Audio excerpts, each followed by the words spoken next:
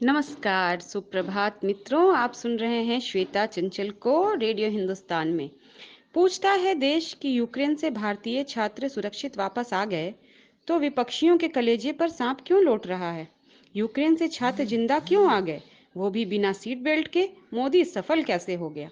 Operation Ganga अभियान के तहत जब मोदी सरकार करीब 20,000 छात्रों को लाने में सफल हो गई, तब कांग्रेस ने उत्तर प्रदेश चुनाव से एक दिन पहले घटिया प्रचार कर उसमें भी कमी निकाल दी।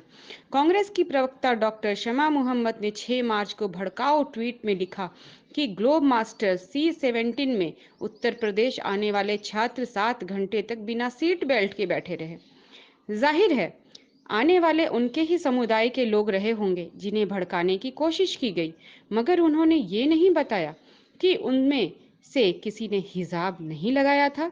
डॉक्टर शमा को याद होना चाहिए, अफगानिस्तान से भागने वाले भेड़ बकरियों की तरह हवाई जहाजों में भरे गए थे क्योंकि मकसद बस जान बचाने का था। यहाँ ये मैडम उस फ्लाइट के थोड़े से छात्रों की फोटो दिखाकर कह रही हैं कि जैसे किसी के लिए सीट बेल्ट ही नहीं थी। इसके पहले भी कांग्रेस के साथी चैनल इंडी टीवी ने छात्र के इंटरव्यू के बारे में कहा, जिसमें वो कह रहा था कि सरकार ने 5 स्टार प्रबंध किए थे, लेकिन ये चैनल कह रहा था कि सरकार ने वहां नरक बना रखा था।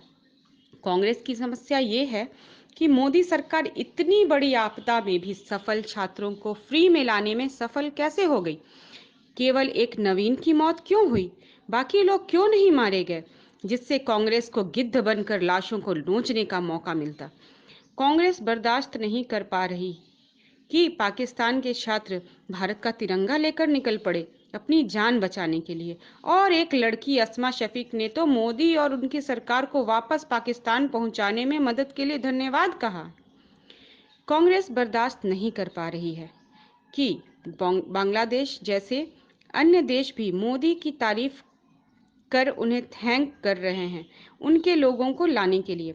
और कांग्रेस से ये भी सहन नहीं हो रहा कि सुप्रीम कोर्ट के चीफ जस्टिस ने भी ऑपरेशन गंगा के तहत छात्रों को लाने के हर प्रयास की सराहना की है।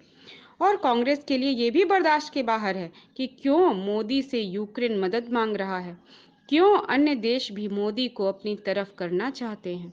अब राहुल गांधी को चाहिए कि वो चुनाव नतीजे आने के पहले ही सैर सपाटे के लिए यूक्रेन के किसी शहर को निकल लें। कुछ दिन तो गुजारो यूक्रेन में। उसे चुनाव नतीजे आने से पहले गायब होने का शौक जो है, यूक्रेन जाएगा तो किसी को पता ही नहीं चलेगा। कहा गया। रेडियो हिंदुस्तान में पूछता है देश के इस अंक में आज इतना ही। इसे लिखा है वरिष्ठ लेखक श्री सुभाष चंद्र जी ने। फिलहाल मुझे दीजिए अनुमति और सुनते रहिए रेडियो हिंदुस्तान।